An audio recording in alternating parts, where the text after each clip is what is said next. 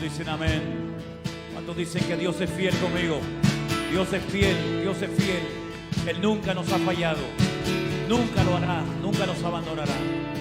Él no puede negarse a sí mismo.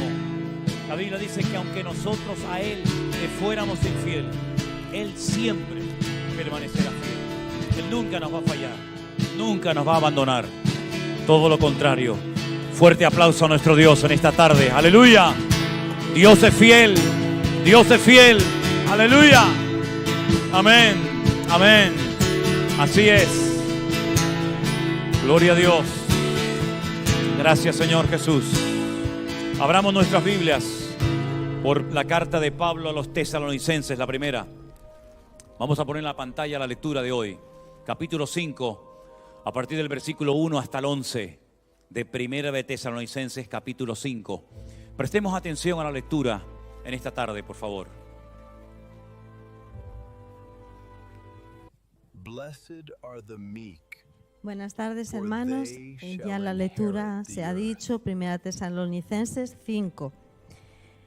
El versículo 1 dice así: pero acerca de los tiempos y de las ocasiones no tenéis necesidad, hermanos, de que yo os escriba, porque vosotros sabéis perfectamente que el día del Señor vendrá así como ladrón en la noche, que cuando digan paz y seguridad, entonces vendrá sobre ellos destrucción repentina, como los dolores a la mujer encinta, y no escaparán.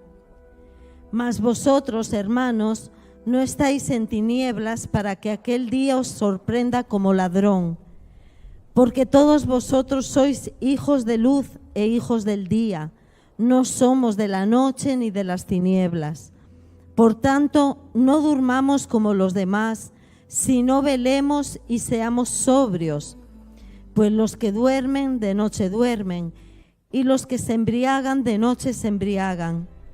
Pero nosotros, que somos del día, seamos sobrios, habiéndonos vestido con la coraza de fe y de amor, y con la esperanza de salvación como yelmo, porque no nos ha puesto Dios para ira, sino para alcanzar salvación por medio de nuestro Señor Jesucristo, quien murió por nosotros para que, ya sea que velemos o que durmamos, vivamos juntamente con Él. Por lo cual, animaos unos a otros y edificaos unos a otros, así como lo hacéis. Hasta aquí la palabra del Señor. Pueden tomar asiento, mis hermanos. En esta tarde damos gracias al Señor por su palabra.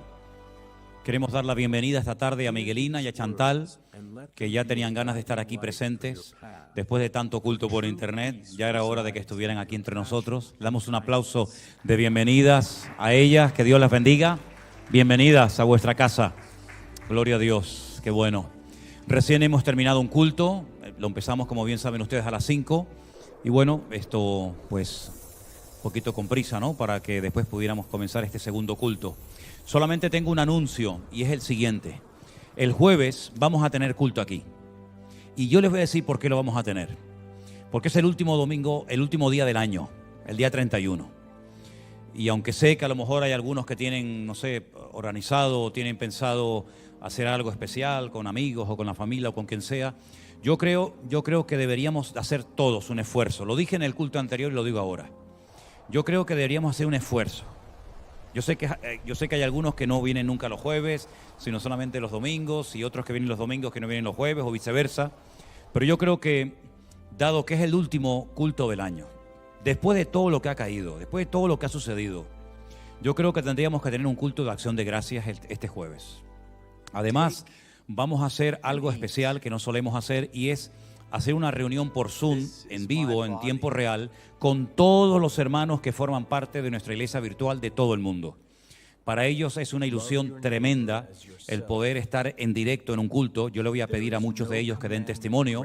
Y a mí me gustaría que todos pudiéramos tener el jueves un culto diferente, donde algunos de ustedes dieran testimonio de lo que han aprendido, de lo que han recibido, de todo lo que ha sido para ustedes este año. Así es que el culto va a ser como siempre, a las 7, ¿vale? Hay algunos hermanos que me han dicho, yo voy a venir, pero a lo mejor no puedo estar así, el culto dura mucho. Yo no sé exactamente cuánto va a durar. Generalmente los cultos de los jueves no son cultos muy extensos. A lo mejor este es un poquito más. Pero les puedo asegurar que máximo 1 hora y media podemos estar pensando en salir, ¿de acuerdo? Así es que el jueves 31 de diciembre vamos a estar aquí a las 7 de la tarde y vamos a darle lugar a todos los que quieran compartir un testimonio. Van a haber muchísimas personas conectadas, las vamos a poner ahí en las pantallas para que ustedes los puedan ver a ellos y ellos al mismo tiempo le puedan ver a ustedes y conocerlos. Yo sé que algunos de ustedes conocen a muchos hermanos y hermanas y familias de otros países que forman parte de la iglesia virtual, a lo mejor todavía otros no, pero yo creo que va a ser un tiempo muy especial que no lo podemos perder. Así que ese era el anuncio que quería compartir con todos ustedes. Y también Armandito, bueno, darle la bienvenida a Armando. Ya es que eso de Armandito ya a mí no me sale, tú. Darle la bienvenida a Armando Junior, Armando 2, pues no sé, es como darme la bienvenida a mí cuando venga a mi casa, ¿no? Ya está en su casa, por lo tanto, bueno, bienvenido también, pero bueno, es como si no se hubiera ido. Lo que pasa es que ahora ya no habla bien el castellano, ya ahora se nos va por la línea del catalán, entonces ya ahí es más complicada la cosa. Pero bueno, benvingut, ¿no? ¿Cómo es? Benvingut, ok, muy bien. Hermanos queridos, vamos a orar un momentito, vamos a comenzar a compartir la palabra del Señor. Último domingo del año, parece mentira. Último domingo de 2020, cuántas cosas podríamos contar, cuántas experiencias, cuántas cosas quedarán en nuestra memoria grabadas por toda la vida, porque ha sido sin lugar a dudas un año totalmente diferente a cualquier otro año que hayamos podido vivir. Yo sé que hay fechas muy señaladas en la vida de todas las personas, ¿vale? Pues el nacimiento de un hijo, el día que te casaste, el día que, no sé, cada uno tiene sus fechas, ¿verdad? Pero sin lugar a dudas el año 2020 no lo va a poder olvidar la humanidad, y menos los cristianos. Porque ha sido un año en el que millones y millones de seres humanos hemos tenido un denominador común. Todos hemos estado encerrados, todos hemos visto algo que nunca en la historia había sucedido. Pero yo también creo que el que dijo alto y nos frenó fue nuestro Dios. Y Él nos dio una oportunidad para reflexionar y para meditar sobre muchas cosas. Y en este último domingo del año yo tengo un mensaje para compartir con ustedes, pero me gustaría que hiciéramos una oración antes, ¿de acuerdo? Oramos al Señor. Padre Celestial, te doy muchísimas gracias en esta tarde, Dios mío, por este privilegio que nos das de estar aquí reunidos, Señor. Gracias por todo el camino que hemos recorrido juntos, por todo lo que hemos aprendido, todo lo que hemos recibido de parte tuya. Señor, en esta tarde abrimos nuestros corazones y nuestra mente para oír tu bendita palabra, Señor. Háblanos y ministranos a través de ella y que podamos salir de aquí renovados y fortalecidos y podamos, Señor, oír tu voz y podamos aprender todo aquello que tú tienes preparado para cada uno de nosotros. Bendice nuestras vidas y dirige todo en el nombre de Jesús. Amén. Y amén. Voy a leer algunas porciones en esta tarde, que las vamos a poner ahí en la pantalla, y vamos a encontrar que hay una palabra que se repite, una palabra que aparece en todos los textos que voy a leer, y me gustaría que reflexionáramos un poco acerca de esa palabra. Empezamos por Hechos capítulo 13, por favor, a partir del versículo 16. Hechos capítulo 13, versículo 16, la palabra de Dios dice así: varones israelitas y los que estáis, y los que teméis a Dios, oíd. El Dios de este pueblo de Israel escogió a nuestros padres y enalteció al pueblo, siendo ellos extranjeros en la tierra de Egipto, y con brazo levantado los sacó de ella. Estas son palabras de un mensaje que Pablo estaba dando un día que se estaba despidiendo de un grupo de hermanos. Verso 18. Y por un tiempo como de 40 años, lo soportó en el desierto. Y habiendo destruido 7 naciones en la tierra de Canaán, les dio en herencia su territorio. Después, como por 450 años, les dio jueces hasta el profeta Samuel. Luego pidieron rey y Dios les dio a Saúl, el hijo de Cis, varón de la tribu de Benjamín, por 40 años.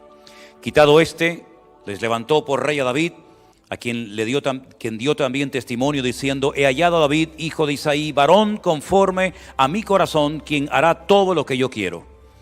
De la descendencia de este, y conforme a la promesa, Dios levantó a Jesús por Salvador a Israel, Antes de su venida predicó Juan el bautismo de arrepentimiento a todo el pueblo de Israel. Mas cuando Juan terminaba su carrera dijo: ¿quién pensáis que soy? No soy yo él, mas he aquí viene tras de mí uno de quien no soy digno de desatar el calzado de sus pies. Varones, hermanos, hijos del linaje de Abraham, y los que entre vosotros teméis a Dios, a vosotros os es enviada la palabra de esta salvación. Porque los habitantes de Jerusalén y sus gobernantes, no conociendo a Jesús, ni las palabras de los profetas que se leen todos los días de reposo, las cumplieron al condenarle. Quédense con esta expresión: no conociendo a Jesús, ni las palabras de los profetas que se leen todos los días de reposo, las cumplieron al condenarle. Pablo está despidiéndose y está dando un extraordinario recorrido por la historia del pueblo de Israel, diciéndoles cómo Dios fue escogiendo a distintos personajes, usándolos en su momento y en su generación, hasta llegar el nacimiento de Jesús, el Mesías, y de esa manera traer salvación al pueblo de Israel y a toda la humanidad.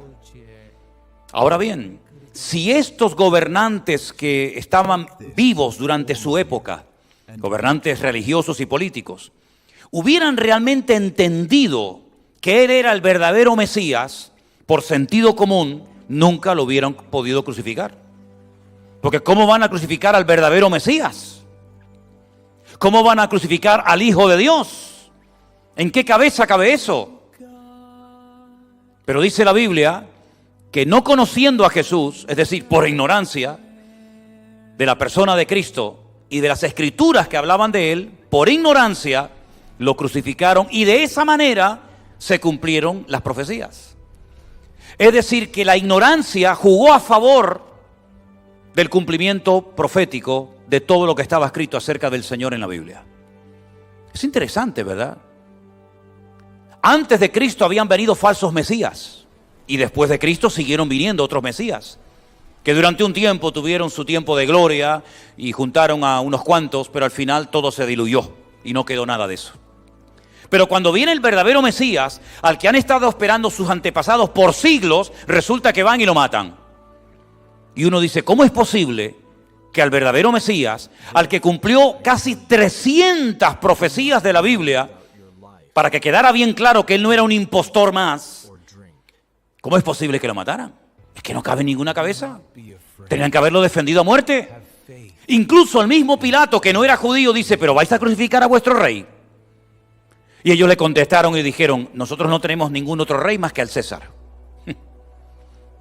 El día que lo crucificaron, encima de su cabeza pusieron la causa, el motivo por el cual todo el mundo tenía que recordar que estaban crucificándolo a él, y pusieron Jesús Nazareno, rey de los judíos, en idiomas conocidos de la época, latín, griego y hebreo, para que todo el mundo supiera que allí estaba muriendo un rey, el rey de los judíos. Pero lo hicieron por ignorancia. Y la ignorancia, repito, jugó a favor del cumplimiento de las profecías. Si analizamos lo que el hombre puede llegar a hacer por ignorancia, nos quedamos con la boca abierta. Porque se han cometido crímenes, se han hecho guerras, se ha hecho todo tipo de barbaridades a lo largo de la historia, envenenados o seducidos o arrastrados por la ignorancia. Prueba de ello, que a Jesús, todo el sistema judicial de su época, todo el sistema religioso y político, por ignorancia, jugó en su contra, pero sin darse cuenta, jugó a favor del plan redentor de Dios. El mismo apóstol Pablo, siendo todo un rabino famoso y reconocido y de renombre, capaz de viajar a naciones extranjeras para traer a Jerusalén a los cristianos de la época y forzarlos a renegar de Cristo, dice que muchas de las cosas que hizo, las hizo por ignorancia. Leamos, por ejemplo, en 1 de Timoteo, capítulo 1, versículos 12 y 13, y fijaros lo que dice Pablo en esa carta.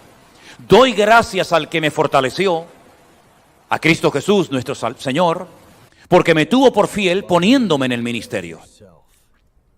Habiendo yo sido antes blasfemo, perseguidor e injuriador, mas fui recibido a misericordia porque lo hice por ignorancia, en incredulidad. Llegó a perseguir a gente, llegó a viajar al extranjero para llevar obligados a gente a Jerusalén para que renegaran de Cristo. Y la pregunta es, ¿y cómo un hombre tan culto, tan preparado, tan inteligente, se dedicó durante tiempo de su vida a meterse y a perseguir a la gente que no creían como él? ¿Pero qué más te da a ti lo que crean los demás? Vive tu vida y deja de vivir a los demás. ¿Tú no crees en Cristo? Pues no creas. Y aquellos creen, pues déjalo. No.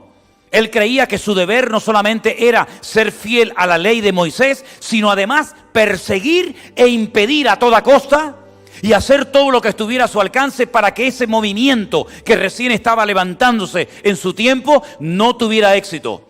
Y todo eso lo hizo por ignorancia. Sí, las barbaridades y las locuras que un hombre, que un pueblo, que un dirigente puede llegar a hacer y a decir por ignorancia. Al mismo Señor Jesucristo, dice la Biblia, que sus dirigentes políticos y religiosos lo rechazaron y lo crucificaron por ignorancia, aunque esa ignorancia sirvió para que se cumpliera el plan de Dios. En el libro de los Hechos, el capítulo 3, el día que Pedro predica en esa famosa fiesta de Pentecostés o fiesta de Shavuot, él vuelve a decir algo referente a la ignorancia. Hechos capítulo 3, del 14 en adelante, dice la palabra de Dios así. Mas vosotros negasteis al santo, al justo, y pedisteis que se os diese a un homicida. Está hablando de Barrabás. Matasteis al autor de la vida, a quien Dios ha resucitado de los muertos. De lo cual nosotros somos testigos. Y por la fe en su nombre, a este, recién se acaba de hacer un milagro, que vosotros veis y conocéis, le ha confirmado su nombre, y la fe que es por él ha dado a este completa sanidad en presencia de todos vosotros. Mas ahora, hermanos, sé que por ignorancia lo habéis hecho, como también vuestros gobernantes. Y coinciden las palabras de Pedro con las de Pablo, aunque hay un espacio de tiempo entre uno y otro, pero los dos dicen que todo lo que sucedió en Jerusalén en aquella generación, en aquel tiempo, fue debido a la ignorancia de los dirigentes políticos y religiosos de Israel. ¿Qué les parece? Por ignorancia Pablo persiguió a la iglesia, por ignorancia crucificaron a Cristo, por ignorancia se han hecho guerras, por ignorancia se han cometido barbaridades a lo largo de la historia. Y todos nosotros, antes de conocer a Cristo, la Biblia nos da a entender de que lo que vivimos antes de Cristo se caracterizó, nos guste o no, por la ignorancia. ¿Cuántas cosas hicimos, practicamos y divulgamos a los demás, creyendo que eran correctas? Tradiciones, costumbres, palabras, cosas que heredamos sin comprobar a la luz de la Biblia si eran verdad o no. Y las hacíamos y las repetíamos por ignorancia, creyendo que esas cosas, que esas prácticas, que esas tradiciones y costumbres nos acercaban a Dios. Resulta que estaban haciendo todo lo contrario. Nos estaban apartando y alejando cada vez más de Dios, creyendo en nuestra sincera ignorancia que lo estábamos haciendo bien. Resulta que lo estábamos haciendo todo peor y fatal. Y este factor de la ignorancia en los últimos tiempos, en estos tiempos, va a jugar un papel fundamental. Porque otra vez, como en la época de Jesús, se cumplieron docenas y docenas de profecías por la ignorancia de los líderes de la época. En estos postreros días, en esta generación, se van a volver a cumplir un montón de profecías debido a lo mismo, a la ignorancia de los líderes del mundo. Y por eso se va a levantar personajes como el anticristo, apoyado por los líderes y los dirigentes de las naciones. ¿Y cómo lo hacen? Por ignorancia. Y por eso van a apoyar a un señor llamado el falso profeta. Y uno dice, pero ¿cómo gente culta, gente con carreras, gente con estudios, gente con preparación van a ser capaces de apoyar a lo peor que va a surgir en la historia de la humanidad? Lo van a hacer por ignorancia. Ahora, la ignorancia no es una excusa, ¿sí? La ignorancia no es una excusa. La ignorancia es el terreno favorito del diablo. Porque cuanto más ignorante sea un pueblo, más fácil es dominarlo y controlarlo. Cuanto más ignorante espiritualmente hablando sea un creyente, más fácil le resultará al diablo asustarlo, amedrentarlo, angustiarlo y afligirlo. Porque Satanás se mueve como pez en el agua en el terreno de la ignorancia. Pero hemos leído en esta tarde, primera de Tesalonicenses, capítulo 5, que nosotros ya no somos hijos de las tinieblas o de la ignorancia, sino que en nosotros ha venido un conocimiento, una información que nos ha cambiado la vida. Y esa información o conocimiento nos ha venido de la fuente que no está contaminada ni manipulada, que es la Biblia, la palabra de Dios, que ha llegado a nosotros milagrosamente, por lo menos en mi caso, y sé que en muchos de ustedes milagrosamente, porque yo nunca la busqué y nunca me interesé por nada de esto. Por lo tanto, para mí es un milagro que el Señor se haya aparecido en mi vida y me haya cambiado la vida, porque si yo lo hubiera buscado, pues hombre, pues el que busca halla. Pero es que yo era todo lo contrario. Yo no buscaba ni me interesaba nada de esto. Dios me encontró a mí. Yo no lo encontré a Él. Él me encontró a mí cuando estaba perdido. Y cuántas veces, a veces por ignorancia creemos, ¿verdad?, que lo que hacíamos antes era lo correcto, y ahora que conocemos la fuente, la Biblia, la verdad, pues nos damos cuenta de que nuestra vida fue una vida realmente triste, una vida en la que creíamos tener la verdad y estábamos andando en la mentira. Y menos mal, gracias a Dios, que un día tuvimos un encuentro personal con Cristo. Si no, seríamos uno más de la masa, siendo como los borregos, siguiendo la corriente de este mundo, sin darnos cuenta de que nos dirigíamos directamente al precipicio y terminaríamos con nuestra vida. En cierto sentido, la humanidad se está suicidando. La diferencia es que unos lo hacen así en un momento y otros lo van haciendo poco a poco. Pero realmente la sociedad, el mundo, se está suicidando, se está matando a sí misma. Y por eso vino Cristo. Y por eso en estos días, como en cualquier otro momento del año, que lo podemos hacer con toda libertad, pero en estos días estamos recordando, los que creemos en Él, que Él vino a este mundo con un propósito. Y cuando vino, imperaba, reinaba la ignorancia. Y cuando vuelva a venir, seguirá estando el mismo espíritu de ignorancia, como si fuera un humo que se ha esparcido por todas las naciones y ha envenenado las mentes y las conciencias. Pero menos mal que siempre en medio de la ignorancia y de la corrupción y de la indiferencia y de la burla, siempre ha habido un remanente, un grupo que ha marcado una diferencia. Ya Abel marcó una diferencia, aunque eran poquitos, pero ya era diferente. Ya Noé marcó una diferencia en su generación, ya lo hizo Moisés, ya lo hizo Abraham, ya lo hizo José en Egipto, ya lo hizo Daniel en Babilonia, y ahora nos toca a ti y a mí, en medio de la ignorancia que impera, financiada y apoyada por los poderes, pues nos toca a nosotros marcar una diferencia y decir que el Señor Jesucristo, así como nació hace 2000 años, volverá otra vez y volverán otra vez a cumplirse las profecías en medio de un ambiente de ignorancia. ¿Cuántos dicen amén? Es decir que, sea como sea, Dios nunca pierde. Que creen en Él, gloria a Dios. Que no creen en Él y son ignorantes, gloria a Dios. Porque sea como sea, la palabra de Dios sí o sí se va a cumplir en nuestras vidas. ¿Cuántos dicen amén?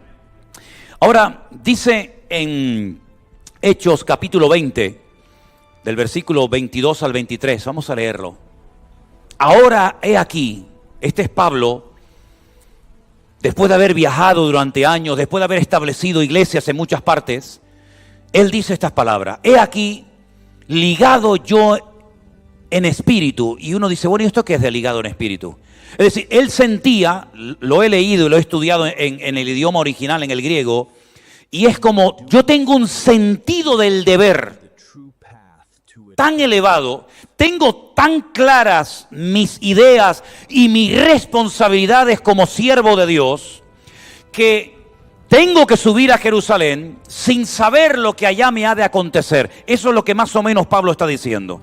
Es decir, él siente en su corazón que ha llegado el momento de subir a Jerusalén, no sabe lo que le va a acontecer, no sabe lo que le espera, pero él siente en su corazón el deber, la carga, la obligación de subir allí a Jerusalén y hablar de Dios, como lo ha hecho en otros países, en otras ciudades. Y ahora dice aquí, salvo que el Espíritu Santo, por todas las ciudades donde voy, me da testimonio diciendo que me esperan prisiones y tribulaciones. Pero de ninguna cosa hago caso, ni estimo preciosa mi vida para mí mismo, con tal que acabe mi carrera con gozo y el ministerio que recibí del Señor Jesús, para dar testimonio del Evangelio de la gracia de Dios. Es decir, Pablo se siente deudor con sus compatriotas. He hablado en Iconio, he hablado en Bitinia, he hablado en tantos lugares, pero él siente en su corazón que ha llegado el momento de subir a Jerusalén, donde están los religiosos, los escribas, los fariseos, donde nació la iglesia allí en el día de Pentecostés. Y él dice, yo realmente no sé lo que me va a suceder, aunque el Espíritu Santo me viene dando testimonio por todas partes donde voy, de que me esperan prisiones, me esperan cárceles y me esperan cosas no muy agradables, humanamente hablando.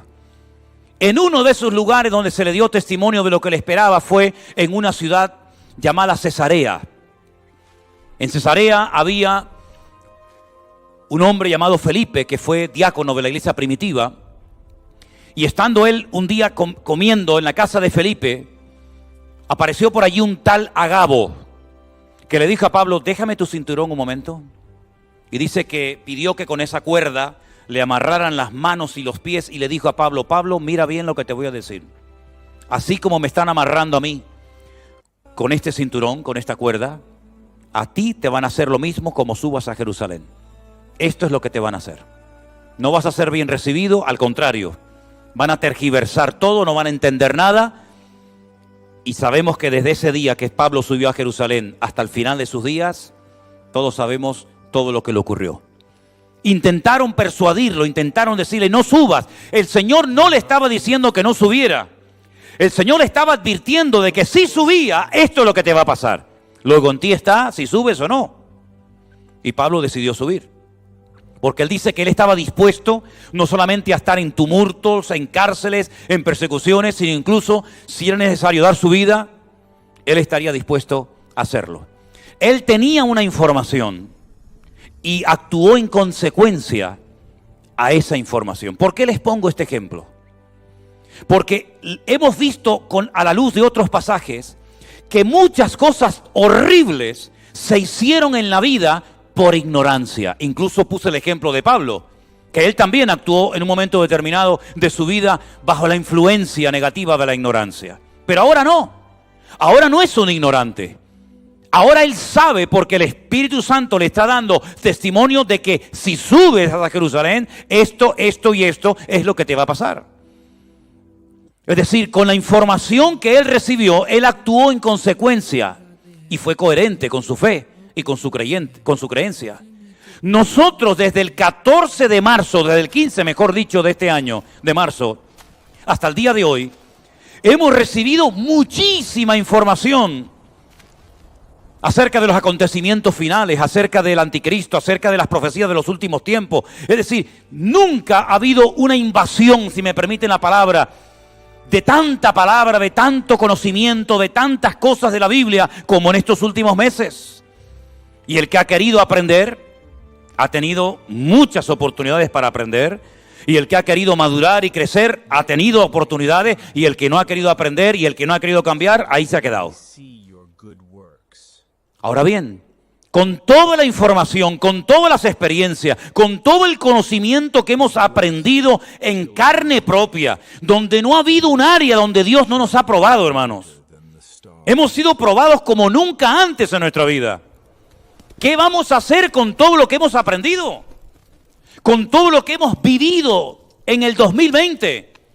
¿Qué vamos a hacer con todo eso? ¿Se lo contaremos el día de mañana a nuestros nietos o a sabe Dios a quién? Una vez vino al mundo una pandemia y estuvimos durante meses con las iglesias cerradas y la gente conoció el evangelio por internet, y vamos a contar simplemente como una batalla, como esas personas que cuentan las glorias del pasado pero que no tienen nada que contar en el presente.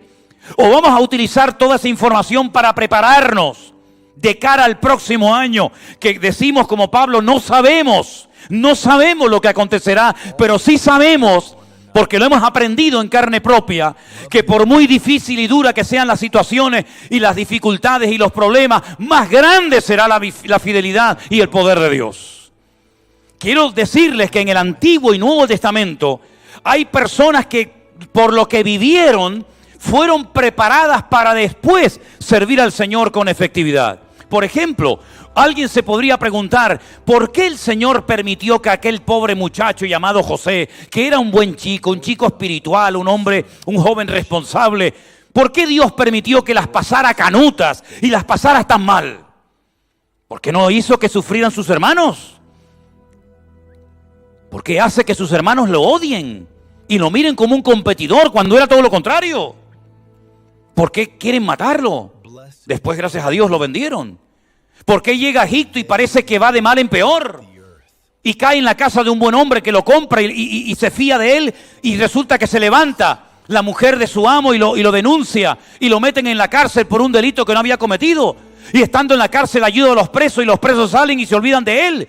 Pero ¿cómo es posible que una persona tan buena padezca tanto en la vida? A veces alguien se pregunta eso, ¿verdad? Y hay profetas como por ejemplo Habacuc que le decían a Dios, ¿pero por qué? ¿Por qué tiene que sufrir el bueno? Y parece que al malo le va todo bien. Y muchas veces también Job se queja con Dios y Dios le dice, ¿terminaste? Ahora escúchame a mí y te voy a hacer una serie de preguntas. Y lo sorprende y le muestra que hay cosas que a priori no entendemos, pero que al final dan resultado y vemos el por qué Dios permitió aquello. Y vamos a entender por qué Dios permitió esto en el 2020. Claro que lo vamos a entender y lo vamos a comprender. Y de dónde salió y por qué salió y quién lo hizo y quién no lo hizo. Vamos a entenderlo. No les quepa a ustedes la menor duda. Estamos haciendo la historia.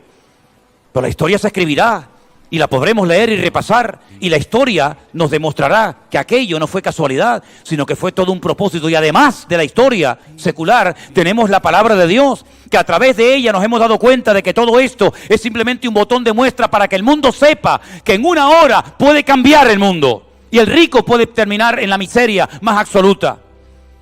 Y que una persona que parece que lo controlaba y lo sabía todo, pues puede terminar loco y suicidándose y tirándose de un puente abajo. Y hemos visto cosas tremendas en este año de gente que de repente lo ha perdido todo, cuando parece que ellos tenían el mundo en la mano y todo lo que anhelaban y querían lo conseguían, y ahora resulta que la gran industria del turismo, que el año pasado trajo a 80 millones de personas, las trajo aquí a nuestro país. Y eso implica trabajo, y eso implica prosperidad, y eso implica no sé qué. Resulta que se cerraron las puertas y ahora no vienen ni las moscas. ¿Y ahora qué hacemos con tantos hoteles? ¿Y ahora qué hacemos con tanta industria del turismo? José entendió que todo lo que sufrió tuvo un propósito. Él no iba a crecer en la adulación. Nadie crece en la adulación ni en el aplauso. Es más, todo eso te puede echar a perder. José creció en la adversidad. José aprendió a descubrir la fidelidad de Dios en la cárcel. José se dio cuenta de que el sistema judicial de su época era una porquería y no servía para nada, como el de la época de Jesús.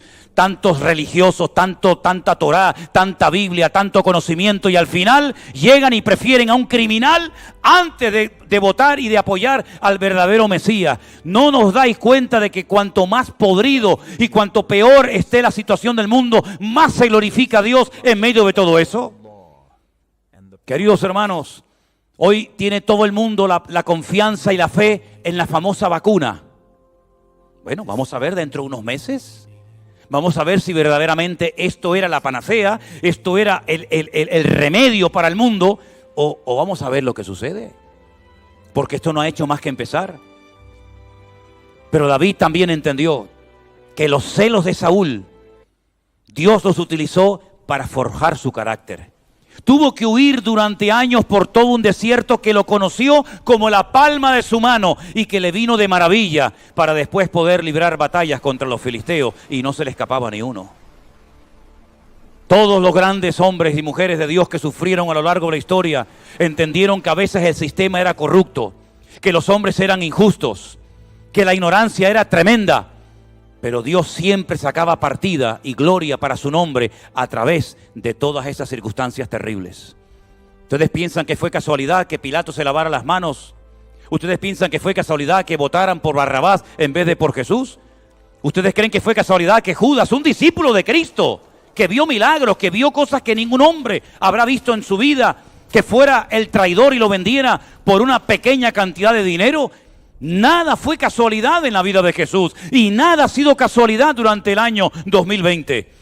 Dios ha sacado jugo, Dios ha sacado gloria para su nombre a través de todas estas circunstancias y hemos crecido y hemos madurado y hemos visto la gloria de Dios como nunca antes en nuestra vida la habíamos visto.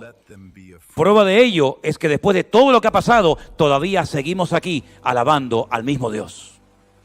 La pandemia no pudo con nosotros, ni podrá, porque el Señor dijo hace 2000 años que las puertas del Hades, del infierno, no prevalecerán contra la iglesia. Podrá haber ignorancia, podrá haber indiferencia, pero también la hubo en la época de Noé. Pero fue lo que a él le ayudó a motivarse, a involucrar a su familia para el servicio de la obra de Dios. Y gracias a la fidelidad de aquel hombre, la obra de Dios se pudo terminar y la humanidad se salvó.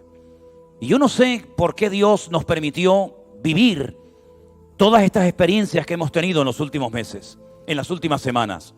¿Por qué Dios de repente cortó el grifo y dijo, no, a orar, ven, a orar? Pero si yo antes oraba poco y ganaba mucho, sí, pero esa no es una vida correcta. El pan nuestro de cada día tiene que ser la tónica en nuestra vida. Y a veces Dios dice alto, pero no porque nos odie, sino todo lo contrario, sino porque quiere enseñarnos a madurar y a crecer y a no depender de un sueldo, a no depender de una paga del gobierno, a no depender de mi habilidad como hombre, que me ha abierto camino en la vida y yo he librado 20.000 batallas, sino Dios dice, me parece muy bien, pero a partir de ahora vas a vivir como yo quiero que vivas. Y eso no se aprende leyendo un libro. Eso no se aprende escuchando sermones, sino eso se aprende en la escuela de la soledad y del anonimato, donde Dios moldea nuestro corazón, pero cuando salgamos de ahí, después de haber padecido un poco de tiempo, Él mismo nos afirme, perfeccione y establezca para su honra y para su gloria. ¿Cuántos dicen amén? Así que la ignorancia jugó un papel importante en el cumplimiento de las profecías y lo va a volver a jugar en los últimos tiempos. Pero la Biblia no solamente da información, sino nos prepara para lo que viene en el futuro. Y les voy a poner un ejemplo. Este joven que estaba en la cárcel en aquel momento, en el peor momento de su vida, abandonado, seguramente flaco, mal comido, mal alimentado, mal vestido, finalmente el Señor dice, ahora. Y lo sacan de la cárcel. Y lo llevan a nada más y nada menos que al hombre más poderoso de toda la humanidad en aquel tiempo, al mismísimo faraón de Egipto. Y el faraón de Egipto, con todos sus hechiceros, con toda su riqueza y con todo el rollo que tenía montado, tiene que depender de un preso hebreo para que le interprete unos sueños que nadie es capaz de decirle lo que significan. Y José le dijo, mira, Dios te ha mostrado lo que va a pasar en los próximos 14 años en el mundo. Esos 14 años están divididos en dos partes. Unos 7 años de una abundancia espectacular, donde las cosechas serán como jamás en la vida las ha habido ni las habrá, y otros 7 años representados por las famosas vacas flacas, que terminarán olvidando la prosperidad que hemos tenido. Lo que tienes que hacer es prepararte, porque si no te preparas cuando tienes, cuando no tengas, no te vas a saber preparar. Tienes que saber prepararte en la abundancia, para que cuando venga la escasez, estés preparado y no solamente tengas la información, sino la preparación. Porque la Biblia te informa y te prepara. Algunos utilizan la Biblia única y exclusivamente como fuente de información, pero no de preparación. Y Dios lo que quiere es informarte y que te prepares con esa información, porque si no, no te sirve de nada. Y entonces Faraón dijo, tú eres esa persona idónea que me va a organizar, me va a hacer una reestructuración de toda la economía del país, y lo puso como un ecónomo, lo puso como un esclavo culto con la responsabilidad de organizar toda la economía del país. Increíble, ¿verdad? Con esa información le cambió el rumbo al mundo. Y millones de personas se salvaron gracias a la información y a la preparación que vino a consecuencia. Hoy en día está pasando exactamente lo mismo. Hoy en día el Señor sigue hablando a su pueblo, a su iglesia, y está utilizando a sus hijos para que tengamos la información correcta de la Biblia. Y hermanos, ustedes tienen una información muy grande de la Biblia, ¿eh? Hay gente que nos escribe y nos dice: yo he aprendido con ustedes viendo los cultos más que en 20 años de mi vida. Y nos lo dice gente que lleva toda la vida en iglesias. El otro día nos escribió una señora de 70 y pico de años y nos decía: hace mucho tiempo que está cerrada nuestra iglesia y yo en contacto con ustedes he aprendido más sin salir de mi casa oyendo y escuchando la palabra, más que en toda mi vida. Y gloria a Dios, está bien. Pero toda esa información que hemos recibido nos tiene que ayudar para prepararnos, para que aquel día no nos sorprenda como ladrón en la noche. Muchos tenían la información de que iba a llover, pero no hicieron cambios, no se prepararon y se los llevó a todos. Muchos tenían la información de lo que iba a pasar en Sodoma y Gomorra, pero no hicieron cambios y se murieron todos. Muchos tenían la información de lo que Dios quería, de lo que Dios demandaba, pero no actuaron en consecuencia. Y hoy en día el Señor no le va a permitir más a su iglesia que se mueva en el terreno de la ignorancia. Porque ya bastante hemos perdido el tiempo en la ignorancia, en opiniones y en conjeturas. Y ahora ha llegado el momento de que con toda esa información nos preparemos para darle la bienvenida con optimismo y con fe y confianza en el Señor al próximo año. Que solamente Dios, solamente Él, el eterno nuestro Dios, sabe lo que va a suceder y cómo va a suceder, pero nosotros ya hemos aprobado el examen. Nosotros hemos aprendido, nuestra fe ha madurado, nuestro conocimiento ha crecido, nuestra comunión con el Señor se ha consolidado. ¿Por qué? Porque hemos visto la mano de Dios en la adversidad. Hemos visto cómo el Señor nos ha ayudado a salir de la oscuridad. Hemos visto cómo el Señor ha prosperado a la iglesia. Hemos visto cómo el Señor nos ha preparado en todo este confinamiento y pudimos volver a abrir las puertas y seguir celebrando cultos como si no hubiera pasado absolutamente nada. Pero cuando abrimos la iglesia, los que vinieron en aquellos primeros cultos vinieron completamente diferentes a antes de la pandemia. ¿Por qué? Porque aprendimos en nuestras casas que nuestro Dios es fiel, no solamente a nivel de iglesia, sino a nivel familiar, a nivel particular. Y el Señor nos ha cuidado y bendecido hasta el día de hoy. ¿Cuántos dicen amén? Así que, hermanos, vendrán tiempos de ignorancia, vendrán personas que se burlen, vendrán personas que pasen de todo, que digan que es mentira, pero es que esto no es nada nuevo. ¿No decía Pedro en una de sus cartas: no os sorprendáis, hermanos, del fuego de prueba que os ha sobrevenido, como si alguna cosa extraña os aconteciese? ¿Saben lo que ha ocurrido en este tiempo? Lo mismo que no ocurría desde el siglo I. Han ocurrido en estos meses cosas que hacía siglos que no ocurrían. En el pueblo de Israel, desde que salieron de Egipto, no habían celebrado una fiesta de Pesaj o de Pascua sin poder salir a la calle. Eso pasó en Egipto, que celebraron la fiesta de la Pascua de puertas para adentro, no podían salir fuera porque afuera estaba el ángel de la muerte destruyendo a todos los primogénitos. Y eso no había ocurrido nunca, ni en la Segunda Guerra Mundial. Y volvió a ocurrir este año. En el siglo I, cuando Pedro tiene en su corazón la carga de escribirle a los dispersados, es decir, él no le escribe como Pablo a una iglesia. Por ejemplo, esta carta es para ustedes, los de Corinto. Ya está. Los de Esmirna ni se enteraban de aquella carta. O cuando escribió una carta a los filipenses, los colosenses ni se enteraban de aquella carta, a lo mejor nunca la leyeron.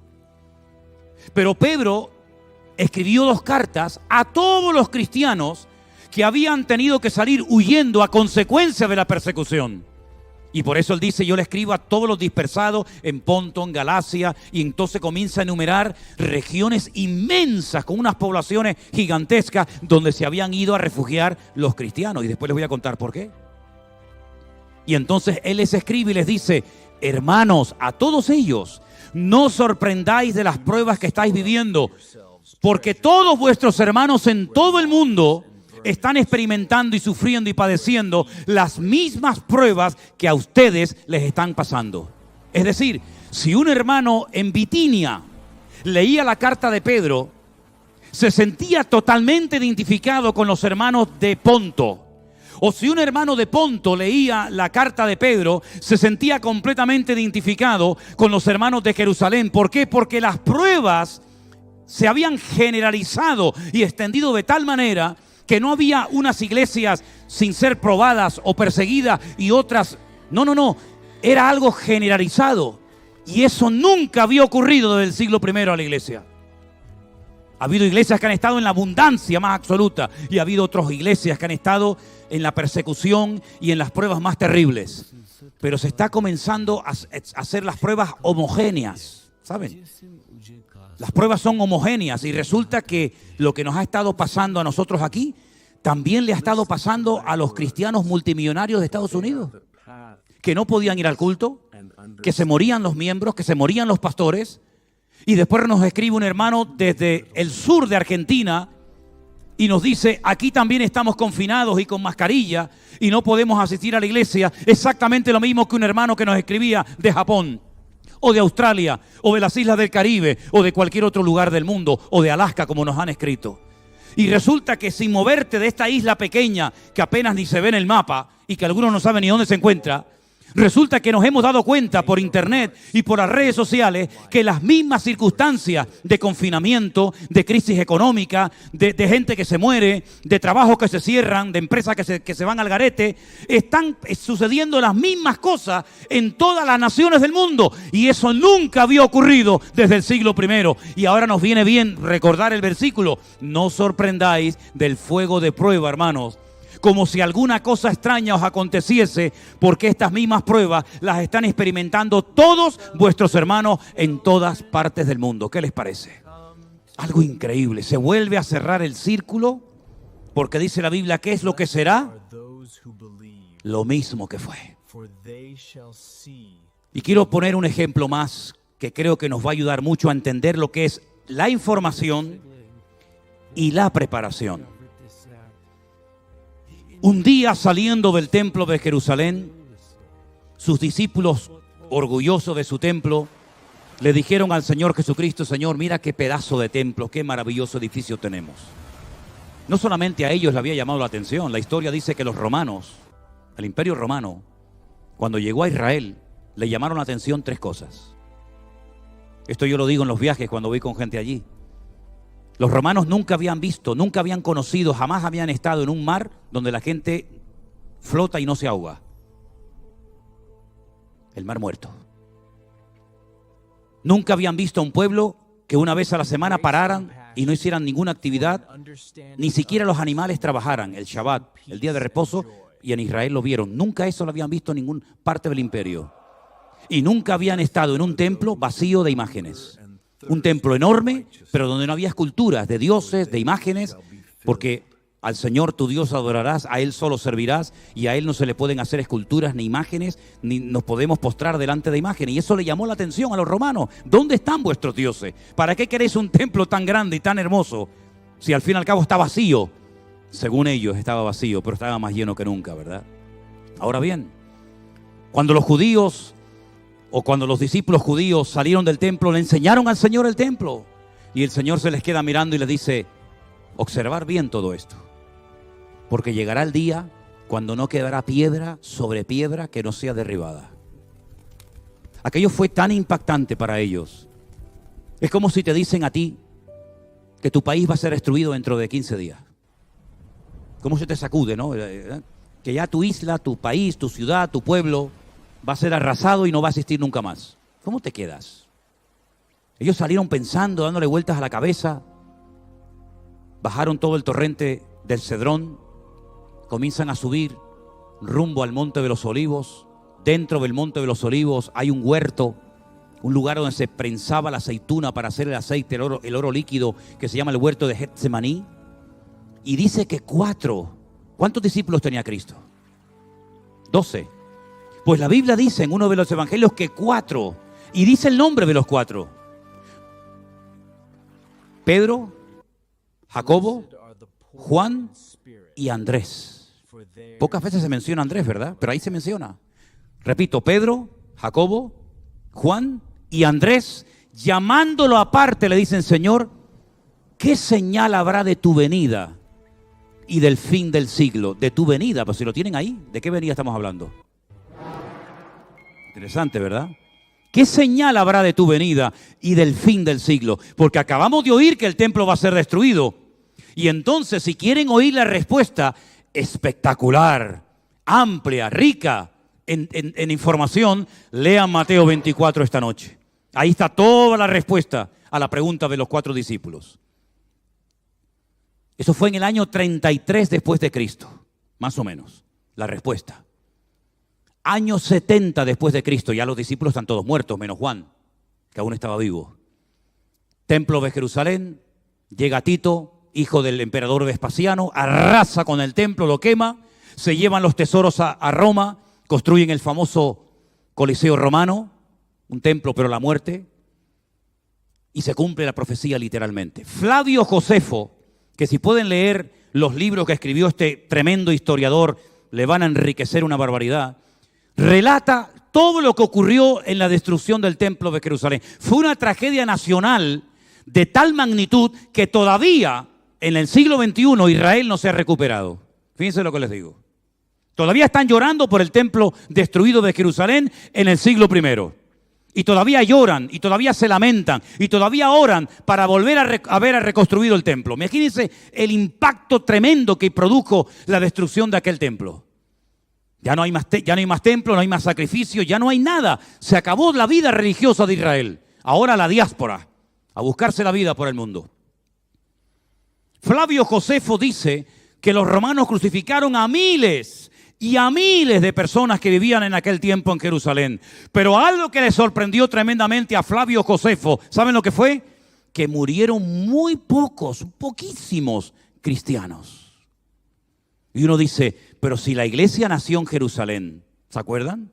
En el día de Pentecostés, que se convirtieron un día 3.000, otro día se convirtieron 8.000. Y ahora podemos entender por qué con la muerte de Esteban se produjo una persecución tremenda contra la iglesia y tuvieron que salir todos corriendo. Unos se fueron a Samaria, otros se fueron a otros países, a otros continentes. Y cuando llegó el año 70 después de Cristo y se destruyó la ciudad de Jerusalén y le prendieron fuego al templo, muy pocos cristianos vivían en Jerusalén porque recordaban la información que el Señor les había dado de que no quedaría piedra sobre piedra, y con esa información se prepararon y salieron corriendo antes de que los mataran a ellos en Jerusalén. ¿Te das cuenta? Dios te da información, aquí la tienes, correcta, no le falta nada, pero ahora con esa información tú sabrás lo que tienes que hacer. Tú sabrás las medidas preventivas que tienes que tomar a partir de ahora en tu casa. Tú sabrás los cambios en tu economía que tienes que tomar a partir de ahora. Tú sabrás el giro que le tienes que dar a tu ministerio a partir de ahora. A mí me ha hablado este año Dios como no me ha hablado en 40 años. Y yo ya tengo planificado, con la ayuda del Señor, lo que va a ser el año que viene en mi vida. Porque todo lo que he aprendido este año, si queda aquí encerrado en 4 paredes, pues hemos perdido el tiempo, queridos. En otras palabras, Dios nos da información para que nos preparemos. Yo como pastor, tú como oveja, y cada uno de nosotros tendrá que tomar las medidas, porque el próximo año no vamos a poder movernos en el terreno de la ignorancia. Ya eso no funciona. Ahora somos hijos de luz. Y ahora he tenido la teoría y la práctica. Y ahora con eso, búscate la vida. ¿Cuántos dicen amén? Oramos al Señor en esta noche, hermanos. Cierre sus ojos ahí donde está. Y recuerde que Dios nos sacó de la ignorancia para que le sirvamos con efectividad en su reino. Que Dios no quiere que nunca más volvamos a movernos en la ignorancia, en el desconocimiento, sino en la luz. Porque la luz disipa las tinieblas. Y ya bastante ignorancia y tinieblas hemos tenido en nuestra vida como para volver atrás. Tal vez la gente de la calle no ha aprendido nada. Incluso hasta le han perdido el miedo a todo esto que está ocurriendo, el respeto, y siguen como si nada, ciegos, viviendo la vida como aquellos que antes del diluvio comían y bebían y no eran conscientes de lo que se les venía encima hasta el día en que Noé entró en el arca. Y va a pasar lo mismo, está pasando lo mismo en los últimos tiempos. Ha habido un confinamiento, ha habido miles y miles de personas que han muerto. Ha habido personas que lo han perdido todo y el mundo sigue jugando no sé a qué. Pero nosotros los cristianos hemos aprendido que lo que dice la palabra de Dios se va a cumplir. Y esto ha sido un pequeño botón de muestra de cómo el mundo puede cambiar en una hora y meter a miles y miles de millones de personas en sus casas sin poder salir ni de aquí a la esquina. Todo eso ha sido una escuela, ha sido una prueba que Dios nos ha mandado, y te damos gracias por lo que hemos aprendido durante todos este tiempo, Señor, estos meses. Te damos gracias porque tú, Señor, sobre todo nos has mostrado que tú nunca abandonas a tu iglesia, que tú cuidas de tu pueblo. Y te ruego, Señor, que tú fortalezcas nuestra vida para que ahora más que nunca te sirvamos con efectividad en tu reino. Gracias por todo lo que nos has enseñado, Señor. Gracias por todo lo que hemos vivido en carne propia en estos meses, Señor. Y gracias porque tú nos has preparado y abierto nuestros ojos para que reconozcamos que contigo tenemos la victoria segura. A ti la gloria y la honra, mi Señor. Gracias por este tiempo. Gracias por tu palabra. Y gracias por tu presencia en nuestras vidas. En el nombre de tu amado Hijo Jesús. Amén y amén. Nos ponemos de